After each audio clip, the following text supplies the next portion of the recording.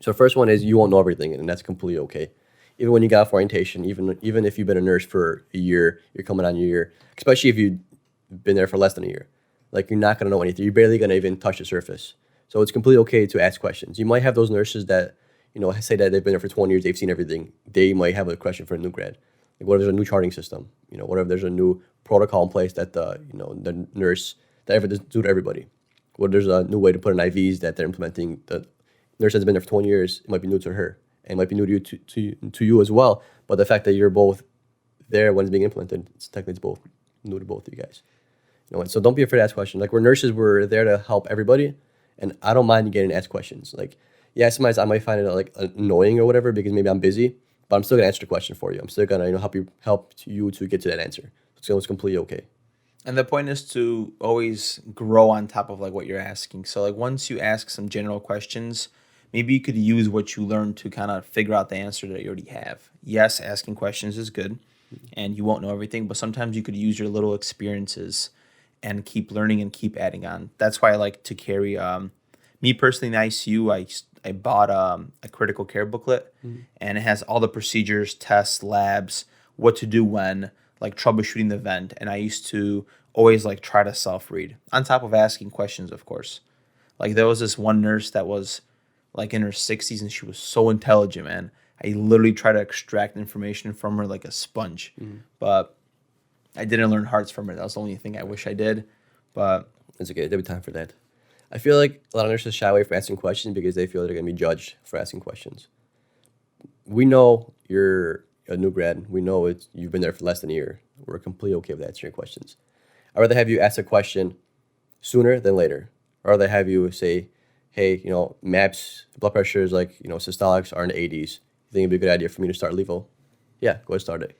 Compared to, hey, my blood pressure is 40s over 10s. I didn't start the levo because I didn't think I had to. And now, we're calling the code. yep. You know. What about you right now, you being 3 years as a nurse? Do you still ask questions? Oh, yeah, all the time. And so do I. Yeah, sometimes I ask questions, even though I know the answer to. I still ask them and be like, hey. Confirmation? Yeah, it's confirmation. And I probably overdo that. But just, I don't know why, I just do it, and it's okay to confirm or whatever. You know when I do it all the time? It's funny. When I am drawing type and cross. And basically for type and cross, meaning we're trying to find out what the blood type is for the patient so they could get blood. It expires after 4 days, so you have to do it every 4 days.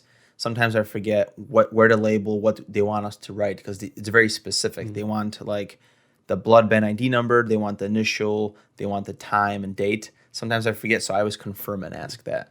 Because there was this one time that I missed something and he made me redraw everything. Right. This guy in the lab, man, such a dick. Yeah. And it happens. And I get it. It's for patient safety. I'm not mad at him, but Yeah, same with for type and screens. When a patient first comes in, you need to get like 2 of the pink tubes.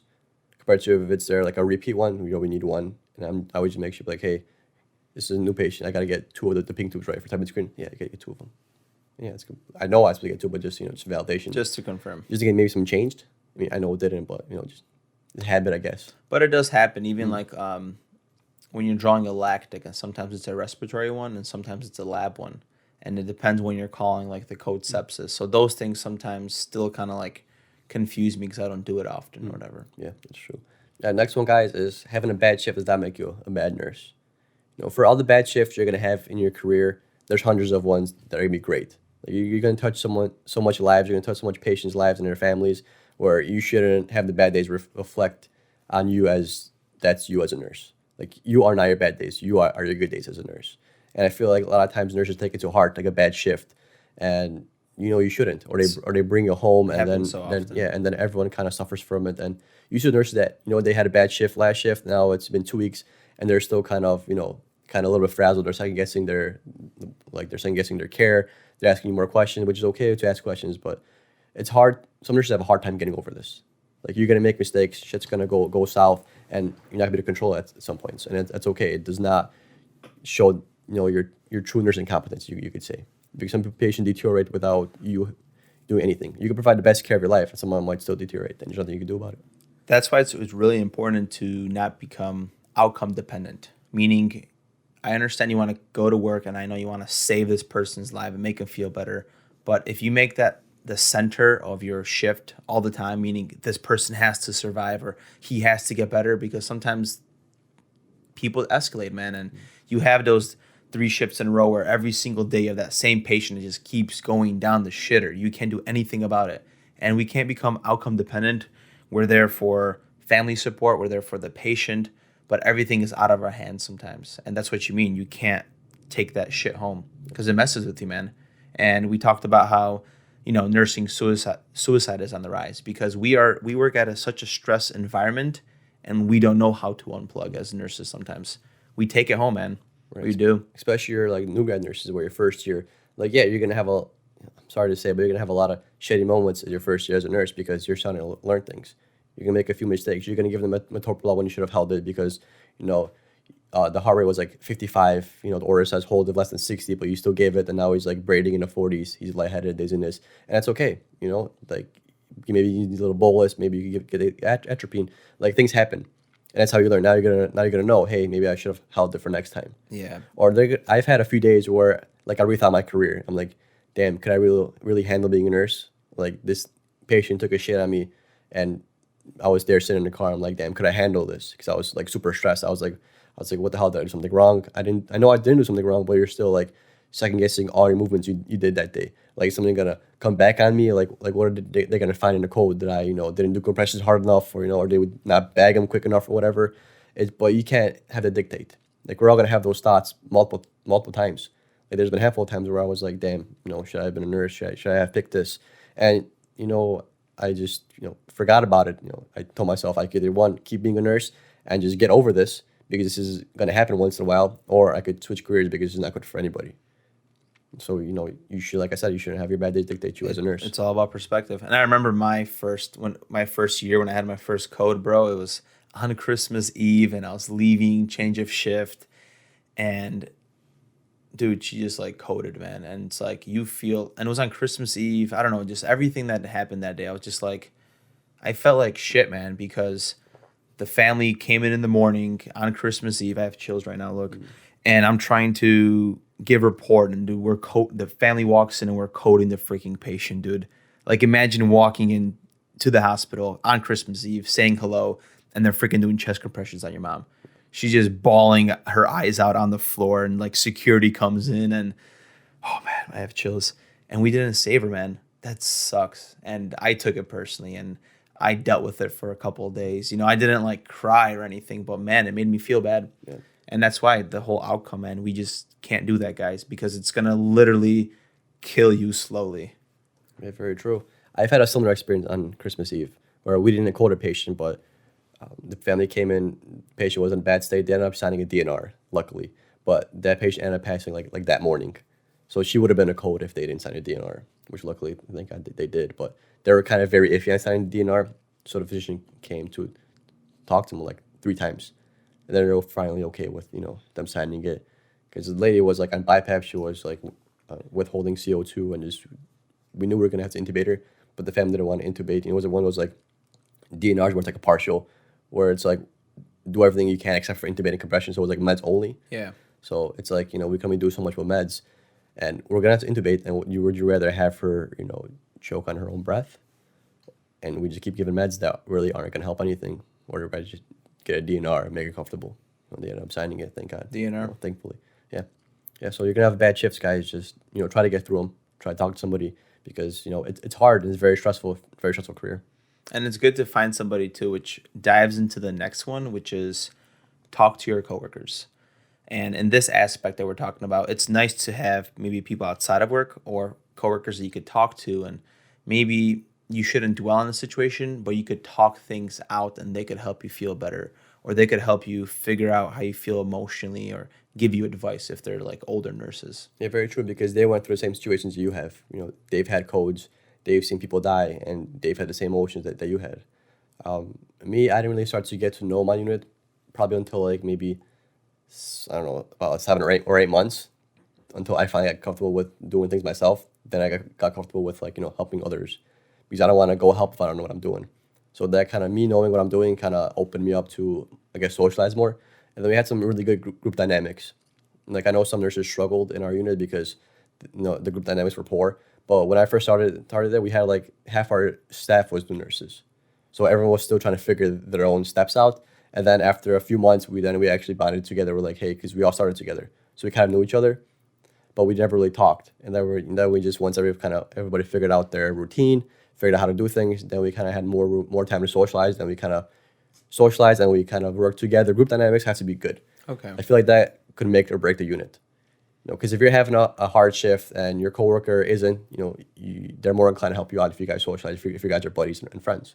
So trying to make some friends on a unit, because we need some happiness. It's not just death in the hospital. We need some time to socialize and goof around to a certain extent and have some fun, because that's a good way to de-stress. You have a busy night, but if someone cracks a joke while you're turning a patient or watching them up, that makes your day so much better. But what sucks though, when you do it and you have to maintain professionality at work, because we need that outlet to just laugh a little bit. But sometimes we feel guilty that we can't, because like there's literally family members looking around. Like, were you gonna crack a joke when somebody's life is in danger? Like, that makes you look so bad. Well, of course I'm gonna do when the family's there. I know. That's why like it's not black and white, but it's good to kind of nurse the station, sneak one in, whatever. Yeah, true. And we have nurses have a different sense of humor. You joke around differently. I feel like, but like I said, if you are open to socialize and you bonding, and you have some friends, you're more open for conversation. You're more open to talk about stuff. You're more stressed if you're close with somebody, you're more likely to joke around with them, because you kind of understand each other's humors. Yeah, and that all builds like synergy. And we had it like last year with our unit before there was that turnover rate. Like, we used to have a time where like we used to just knock each other's baths out. Like, one person's doing a bath, I come in there, I help, I'm doing the next one, and we just kind of like did tasks almost together when we had time. Right. And that makes such a difference when it comes to your coworkers. Another great one when it comes to talking to them is creating that relationship. Grab some breakfast beers, or grab beers after your 7A to 7P shift. Just bond and talk your little problems out and crack a joke or talk some shit. Like, that's all good. You're building that relationship that could help you in the work environment. Yeah, and it's fun too. Beers and food. Can't go wrong with that. Mm-hmm. It just depends how the demographics of the nurses are too, because sometimes you'll have a unit that's very, very young and then very, very old, or just completely dissected, and then that dynamic is kind of lost. It just depends on personalities. True. That's very true. That's a good point. Let's go for the next one here. So learn to prioritize, and that one just all comes within time. Like, you're not going to prioritize right away, and that's why I kind of vouch for med-surg sometimes to go learn that. And you could go to the ICU if you want to. Like, we're not stopping you. I'm not stopping you. It's not a bad idea. But when you're a med-surg nurse, you're juggling your 6 peeps, and you're just figuring out so much when it comes to what should I do first, or I got to do meds, or your ABCs start coming into place, and you start learning delegation. Those are all awesome things when you start moving from that to like critical care, where you're just like focused on this one or two people. Yeah, I believe you should learn to prioritize probably on orientation. It's where it should definitely start, because we don't really have our own set schedule, because we're still new. We don't know what to do exactly. So I feel like the best way to learn prioritization is your instructor. See how they prioritize and copy kind of their routine. If you have multiple, nursing instructors that are teaching you, take a look at all of them, how they plan differently, who does what first and why. And then you could combine it and make it your own, or you just copy someone's and you can always add to it later. That, or ask them how they're doing things, or start with like a patient or two when you're building up your, what is it called, schedule, roster, what we call these, your patient list, right?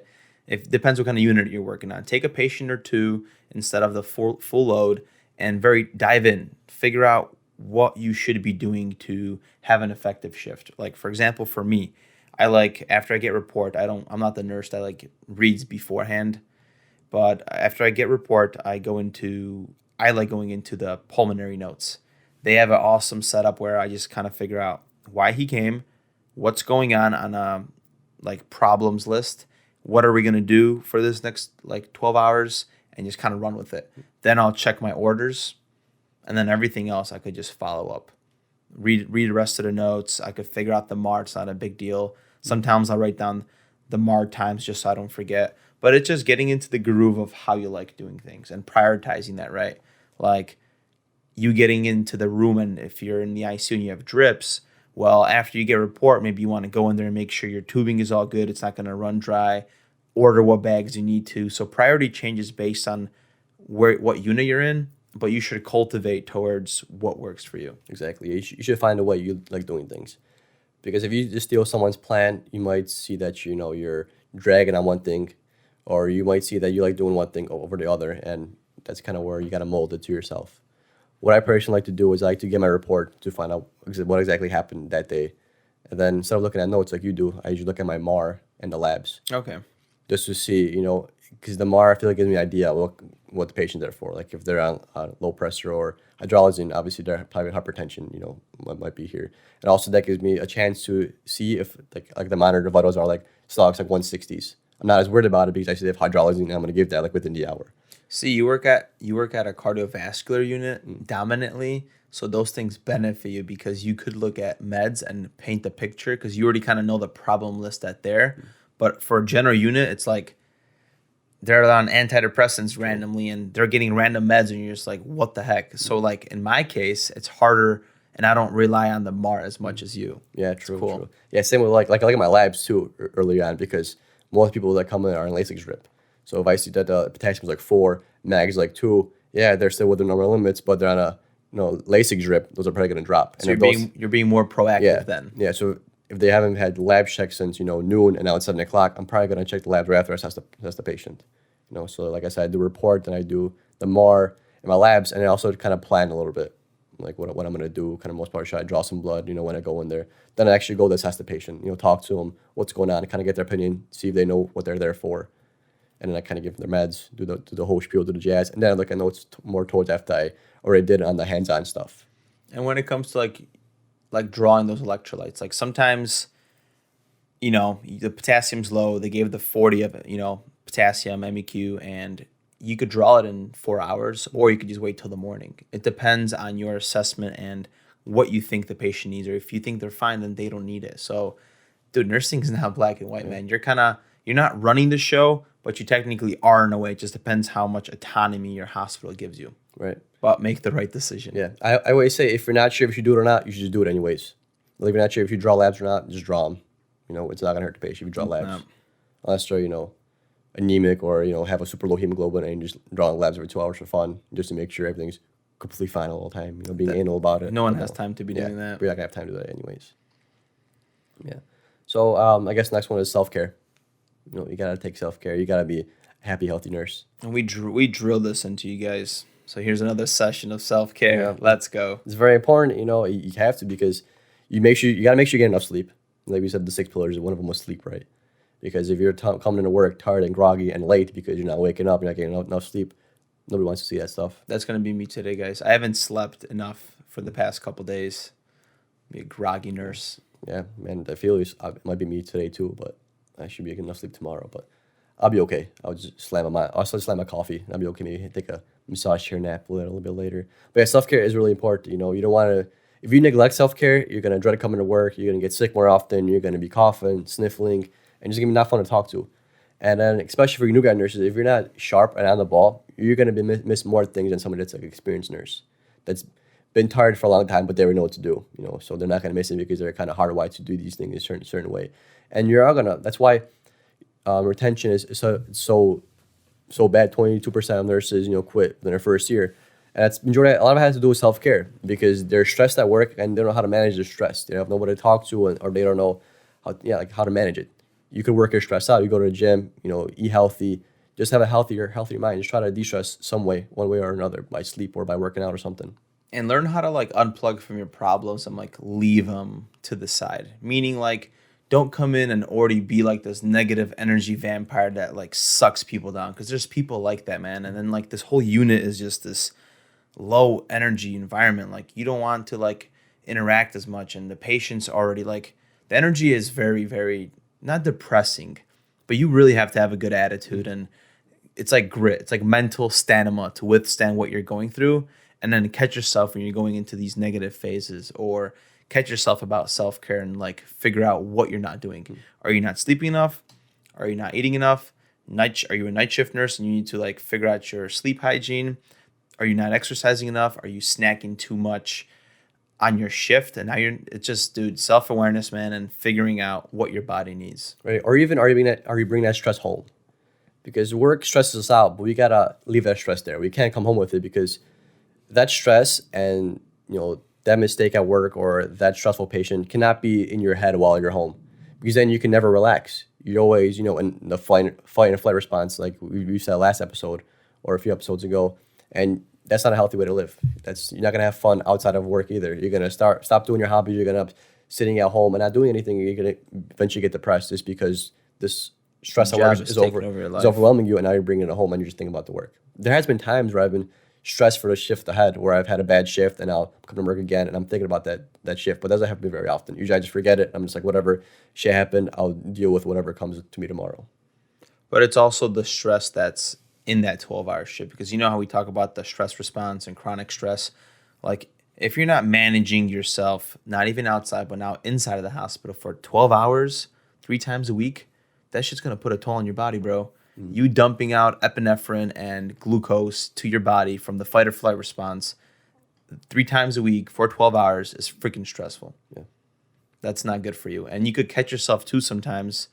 I don't know. Did you ever like go to work and have like a little list of things you want to get done, like order something or like little notes or something for the podcast, and you can't concentrate because your brain is just like in an anxious state and you're just constantly catching on to thoughts and you can't, like, there's no focus. Right, or just pissed off and don't want to do anything else. That does had happen. those few times where I'm just like, fuck it, I don't care, I'm not going to do it. I'm not saying like in patient care wise, but you don't have to explain someone yourself. that I would do extra. Well, sometimes I do because people gotta get the message across. But yeah, gotta do your thing. Probably the last one. So nurses, take care of yourself outside the hospital or And outside the inside. clinic or whatever. Yeah. Probably the last one is listen to your patients. Like, yeah, we're supposed to listen. It's part of holistic care, listen to your patients, but I'm talking about more like ask them what they did for a living or try to have a conversation with them. Because creating a relationship. Yeah, there have been times where I had a really bad shift, but then I had one patient that I randomly decided to have a conversation with, and he made me laugh. He told me about his life, and I'm like, damn, this guy's been through a lot. Like, respect, and kind of made my day go by a little bit better because I got to know my patient, kind of his background, what he did for a living. And sometimes they're just interesting. Like, some people are like stockbrokers, or they do these random jobs that you never heard about. Like, I had a patient that flew to like Pakistan or somewhere in the Middle East to work on their oil fields. I was like, holy shit. He's like, yeah, man, I used to do it 4 months out of the year, made enough money where I was off for 6 months out of the year, and then I would do random stuff for an extra 2 months. That's cool. I was like, damn, no way. He's like, yeah, it used to be good money back then, and that was so cool. And you're just like, damn, and you keep asking me this question, you can find out more, and you're just like, holy shit. This is just cool. Creating a relationship with these people where they appreciate you. Wow. Yeah. Like, it's not only that they appreciate you, it's like you appreciate them, and it's more, I guess, more compassion instead of just having another patient. It's more of like another person. It's not treating that person as like a client, right? True. Just like, hey, I'm here, I'm taking care of you. It's just you enjoying the moment with them type of thing, and making them escape the reality that they're maybe sick or what they're going through, because it helps them, Yeah, that's true. And a lot of times if you start talking to them, they know their disease process a lot better than you, especially if they have like CHF for the past 7 years. Like, they're going to be at the top of their meds. They're going to be like, hey, I feel like I have a lot of fluid on me, because I'm trying to breathe a little different. See my feet getting swollen.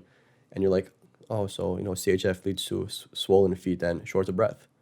And you just found that out from the patient. You might have not known that, but the patient told you because they've had it for 7 years. He's like, and the patient can be like, usually I take 40 of Lasix, but for some reason they gave me 20. I came in yesterday, maybe there's a mistake. And you're like, yeah, maybe you should get some more Lasix. Maybe I should bring it up. And you kind of learn from the patient, and it's pretty cool. Or sometimes back at those patients where they say, yeah, I know, but then when you ask them a few questions, they don't know what the hell's going on. And you're just like, all right, this is my time to educate. You have to assess the education, yeah. It's pretty cool. And also when it comes to listening to your patient, like, ask them different questions that will like give a little background or like why they came from. Because like sometimes you could ask a patient about like anxiety, let's just say, and you could help them with their little problem or help them realize things and try to calm them down. I had a lady that literally brought up a memory and then just started crying. Like, she has a very high emotional pain body where a memory literally sparks all this emotion. I try to help her talk through it, and she was so appreciative afterwards. And she's like, good luck in San Diego, because I was telling her about that. So just vibe with the people that you're taking care of. Of course, there's the patients that are, in our case, intubated or sick, or there's people that are just miserable. They're there, and they're still not grateful. They're still freaking miserable. Like, you have those people, and you just got to do your job while they're there. Yeah, and even when they're intubated, especially when they're intubated, like you might think this person speaks English, and hey, he hasn't been following commands for the past 3 days. And family comes in, and you'd be like, talk to the family, and like, does he speak English? Oh, he doesn't speak English. Well, no shade, has been following commands because he doesn't speak English. Like, hey, can you tell him to open his eyes? They speak in their native tongue. Opens his eyes. Tell him to grab my hand. They tell him in Spanish or in French or whatever, and he grabs your hand. The problem wasn't that he has a neurological deficit. The root problem was he didn't know what the hell you were saying. Yeah. So you kind of got to get to know your patient like that as well. It's all holistic.